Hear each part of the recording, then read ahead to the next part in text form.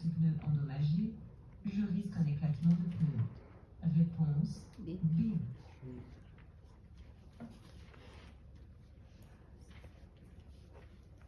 Ce conducteur vient de Calais en sortant de son stationnement.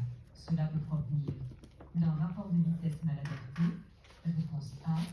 D'une mauvaise gestion de la trajectoire. Réponse B. D'un mauvais dosage accélérateur-embrayage. Réponse C. Manœuvre, le fait de Calais peut provenir de différentes erreurs du conducteur.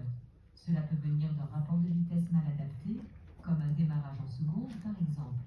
Cela peut également provenir d'un mauvais dosage de l'accélérateur et ou de l'embrayage. Manque d'accélération et embrayage remonté trop rapidement par exemple. Réponse A et C.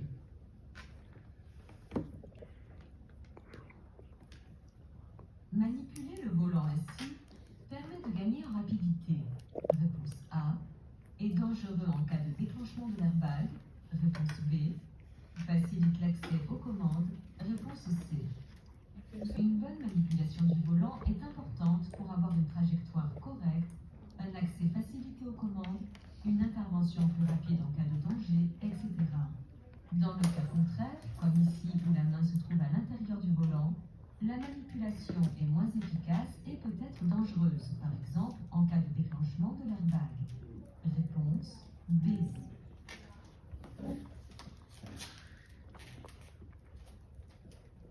Lors d'une manœuvre contre un trottoir, j'ai déchiré le flanc du pneu. J'installe la roue de secours. Réponse A.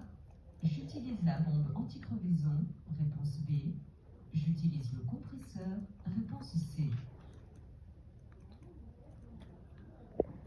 Simple crevaison, je peux utiliser le compresseur et la bombe anti-crevaison, ce qui me permettra de rouler provisoirement pour rejoindre le garage le plus proche. En revanche, en cas de déchirure du flanc, aucune réparation n'est possible. Je dois installer la roue de secours et faire changer mon pneu par un spécialiste. Réponse A. Le conducteur de ce véhicule voit tout dans ses rétroviseurs. Réponse A.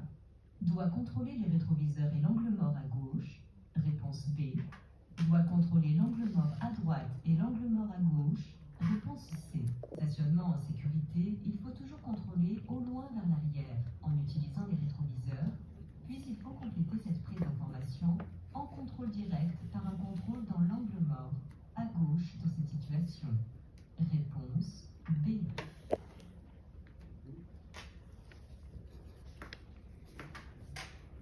Je fais une course brève dans un commerce et mon bébé dort. Je le laisse seul quelques minutes. Réponse A. Je le réveille et l'emmène avec moi. Réponse B. Je ne laisse jamais un bébé seul dans une voiture, même si je pense m'absenter très peu de temps. Je le réveille et l'emmène avec moi. Réponse B. Avant de partir, je retire la neige. Sur le toit. Réponse A. Sur toutes les surfaces vitrées. Réponse B. Sur les pneus. Réponse C. Sur les plaques d'immatriculation. Réponse D. Je retire la neige sur le toit, de manière à ce qu'elle ne tombe pas en plaques sur d'autres usagers ou sur mon pare-brise en circulation. Bien évidemment, je dégage la totalité des surfaces vitrées et des feux. Je dois également être identifiable. Je retire donc la neige sur les plaques d'immatriculation. Réponse A, B et D.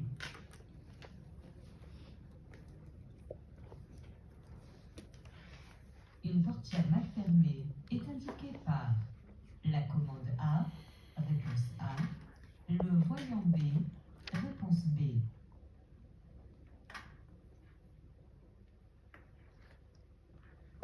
Lorsque je souhaite circuler portières et coffres verrouillés, j'actionne cette commande.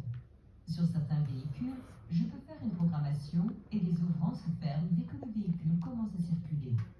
En revanche, ce voyant indique qu'une portière ou le coffre est mal fermé. Sur certains véhicules, le système identifie clairement la portière mal fermée. Réponse B. Mon véhicule est équipé d'une clé main libre. En la gardant dans ma poche, je peux déverrouiller ma portière. Oui, réponse A. Non, Réponse B. Je peux mettre le moteur en route. Oui.